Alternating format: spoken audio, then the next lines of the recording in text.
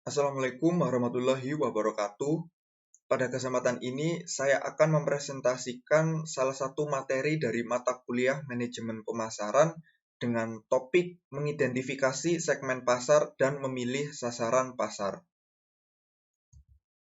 Sebelumnya, perkenalkan terlebih dahulu, saya Bernas Inti Sanjoyo, absen 9 dari kelas 2E AKM, jurusan Akuntansi Politeknik Negeri Malang tahun 2022. Subtopik yang akan kita bahas pada kesempatan hari ini yaitu yang pertama ada pola segmentasi pasar, kedua ada penentuan sasaran pasar, yang ketiga ada penentuan posisi pasar. Yang akan kita bahas pertama yaitu ada pola segmentasi pasar. Segmentasi pasar dapat dibentuk dengan banyak cara. Salah satu cara untuk membagi pasar adalah dengan mengidentifikasi segmen preferensi atau pemilihan. Untuk membagi segmen preferensi, terdapat 3 pola segmentasi pasar yang dapat digunakan.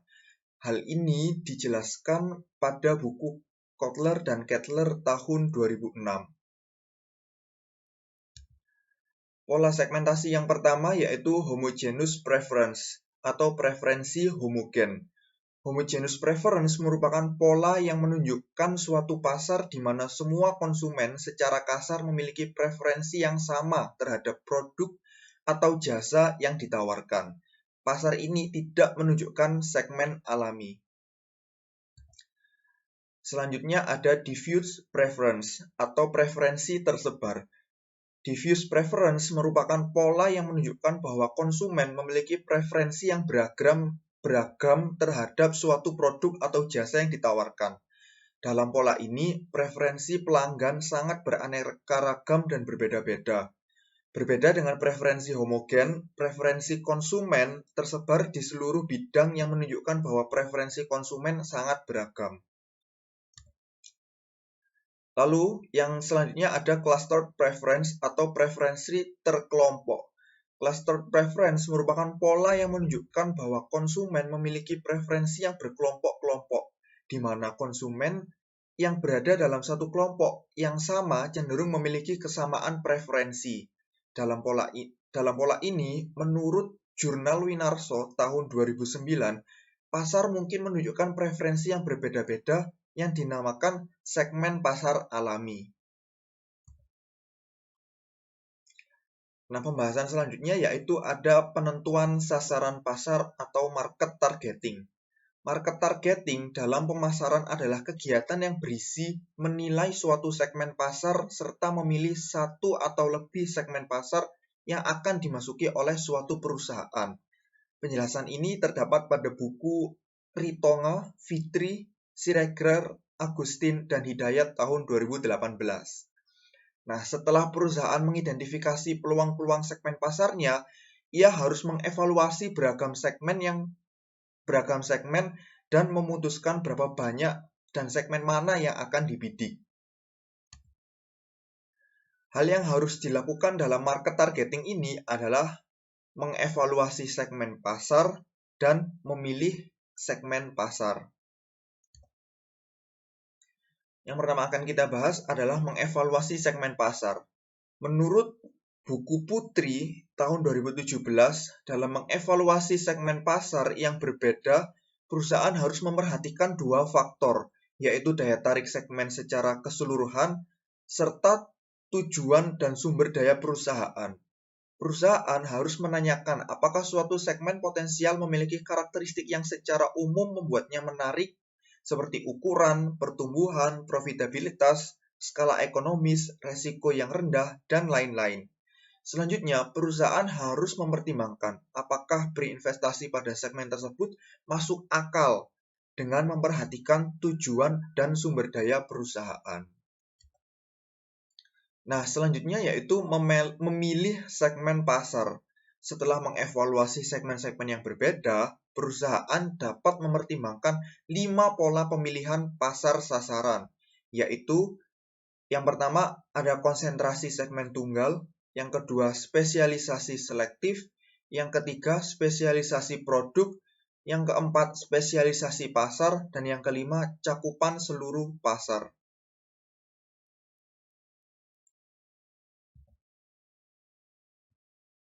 Nah, pertama yaitu konsentrasi segmen tunggal. Perusahaan bisa memilih segmen tunggal melalui Melalui pemasaran yang terkonsentrasi, perusahaan mendapatkan pengetahuan yang kuat tentang kebutuhan segmen dan meraih posisi pasar yang kuat di segmen tersebut. Lebih jauh, perusahaan akan menikmati operasi yang ekonomis melalui spesialisasi produksi, distribusi, dan promosinya. Strategi penentuan pasar sasaran ini juga membantu perusahaan untuk memfokuskan usahanya pada suatu kelompok pembeli dengan kebutuhan yang sama. Target segmen tunggal cocok untuk perusahaan kecil dengan sumber daya yang terbatas. Yang kedua ada spesialisasi selektif. Perusahaan memilih sejumlah segmen secara objektif masing-masing segmen yang menarik dan memadai. Mungkin terdapat sedikit atau tidak ada sinergi di antara segmen-segmen tersebut. Namun, masing-masing segmen berpotensi menjadi penghasil uang. Kelebihan penentuan pasar sasaran selektif adalah satu, sumber daya yang dibutuhkan lebih sedikit dibandingkan dengan penentuan pasar sasaran ekstensif. Membangun keunggulan bersaing dengan spesialisasi dan terdapat peluang untuk menentukan target pembeli yang meyakinkan. Selanjutnya ada spesialisasi produk. Perusahaan berkonsentrasi dalam menghasilkan produk tertentu yang dijual ke beberapa segmen. Melalui spesialisasi produk, perusahaan membangun reputasi yang kuat di bidang produk tersebut. Yang selanjutnya ada spesialisasi pasar. Perusahaan berkonsentrasi untuk melayani berbagai kebutuhan dari suatu kelompok tertentu. Perusahaan akan mendapatkan reputasi yang kuat dengan mengkhususkan diri dalam melayani kelompok pelanggan itu dan menjadi saluran pemasaran bagi semua produk baru yang mungkin digunakan oleh kelompok pelanggan ini. Yang terakhir ada cakupan seluruh pasar. Perusahaan berusaha melayani seluruh kelompok pelanggan dengan menyediakan semua produk yang mungkin mereka butuhkan. Hanya perusahaan yang besarlah yang dapat menyediakan semua produk yang mungkin mereka butuhkan. Nah, pembahasan yang terakhir yaitu ada penentuan posisi pasar atau market positioning. Setelah dilakukan penentuan pasar sasaran, langkah selanjutnya adalah penentuan posisi perusahaan di dalam pasar.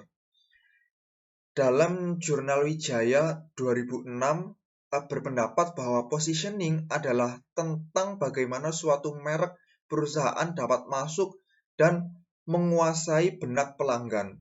Sedangkan menurut buku Putri tahun 2017, penentuan posisi atau positioning merupakan tindakan untuk merancang penawaran dan citra perusahaan agar menepati suatu posisi kompetitif yang berarti dan berbeda dalam benak pasar sasarannya. Nah, dalam memahami bagaimana sebenarnya penentuan posisi pasar, perlu diperhatikan beberapa aspek terkait, seperti atribut diferensiasi utama dan strategi penentuan posisi pasar. Nah, atribut diferensiasi utama ini yaitu identifikasi suatu produk untuk mendiferensiasikan produknya sangatlah penting dilakukan oleh perusahaan, baik yang menghasilkan barang maupun jasa. Hal ini agar produk yang dihasilkan oleh perusahaan tersebut dapat mencapai keunggulan kompetitif. Arti dari diferensiasi yaitu tindakan menciptakan perbedaan yang berarti untuk membedakan penawaran perusahaan dari penawaran pesaing. Untuk melakukan diferensiasi tersebut, pemasar perlu memperhatikan atribut diferensiasi utama dalam produk yang dihasilkan perusahaan. Antara lain, yaitu yang pertama ada diferensiasi produk. Pembeda utama dari suatu produk adalah yang pertama ada keistimewaan. Lalu yang kedua ada kualitas kinerja atau performance quality. Yang ketiga ada kualitas kesesuaian atau conformance quality. Yang keempat ada daya tahan atau durability. Yang kelima mudah diperbaiki atau repairability, dan yang keenam ada gaya atau style, dan yang terakhir ada rancangan atau desain. Nah, selanjutnya ada diferensiasi pelayanan. Selain mendiferensiasikan produk fisik, perusahaan juga dapat mendiferensiasikan pelayanannya.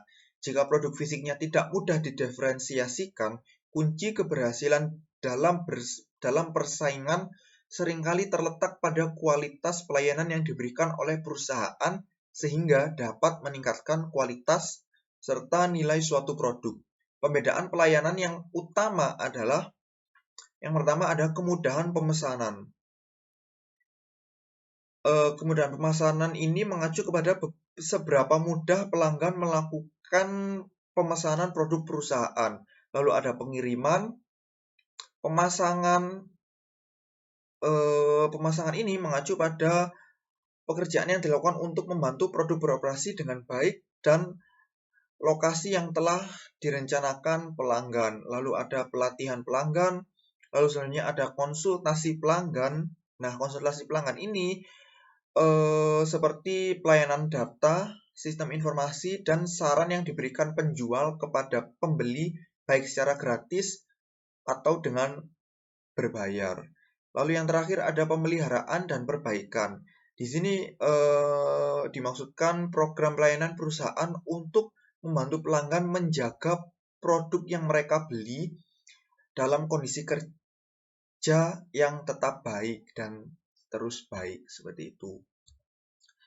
Lalu selanjutnya ada diferensiasi personal. Perusahaan dapat memperoleh keunggulan kompetitif yang kuat dengan mempekerjakan dan melatih orang-orang yang lebih baik daripada pesaing mereka. Personil yang terlatih dengan lebih baik menunjukkan 6 karakteristik, yaitu kemampuan, lalu kesopanan, lalu kredibilitas, dapat diandalkan, cepat tanggap, dan mampu berkomunikasi dengan baik. Lalu selanjutnya ada diferensiasi citra.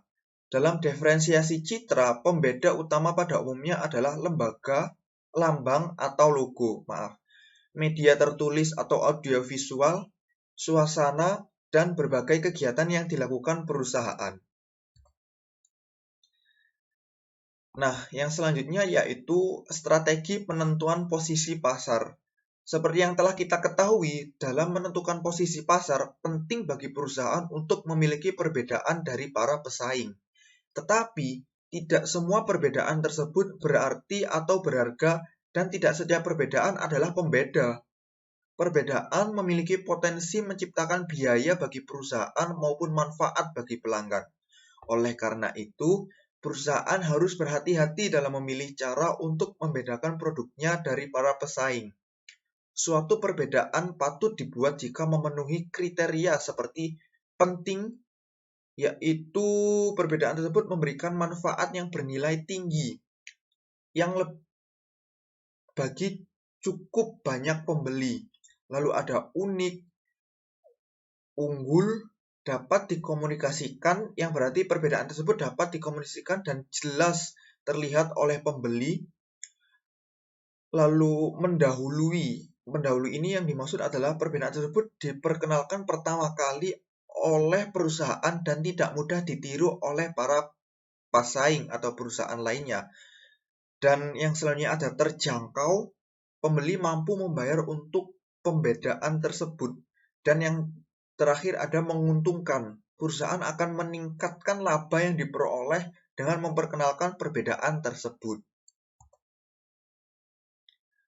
Nah,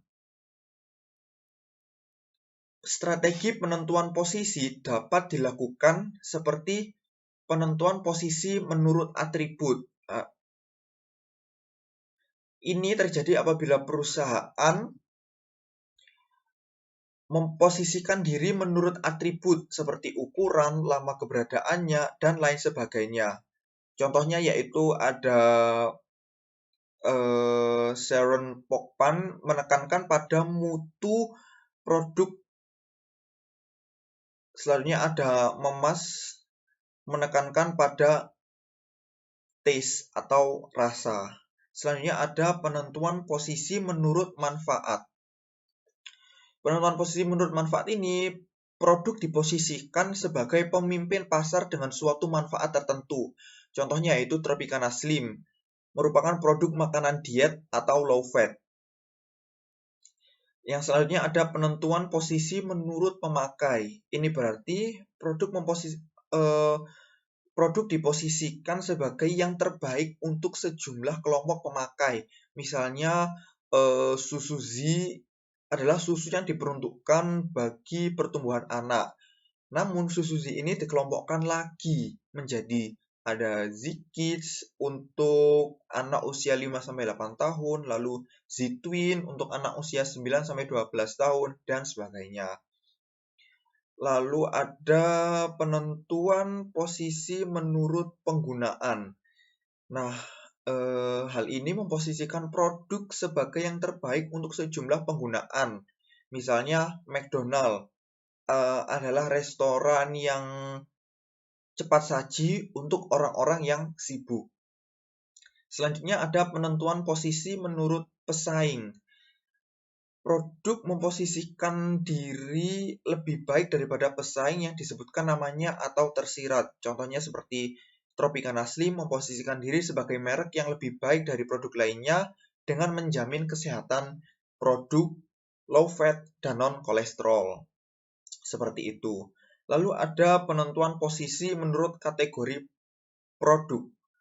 Nah, hal ini produk diposisikan sebagai pemimpin dalam suatu kategori produk. Contohnya ada Multo pelembut dan pengharum pakaian, lalu Pepsodent gigi putih cemerlang. Selanjutnya, yang terakhir ada penentuan posisi menurut kualitas atau harga. Penentuan ini produk diposisikan sebagai pemberi nilai terbaik. Misalnya, pembasmi nyamuk hit menawarkan kualitas yang baik dengan harga yang murah. Sekian presentasi dari saya. Terima kasih atas perhatiannya. Wassalamualaikum warahmatullahi wabarakatuh.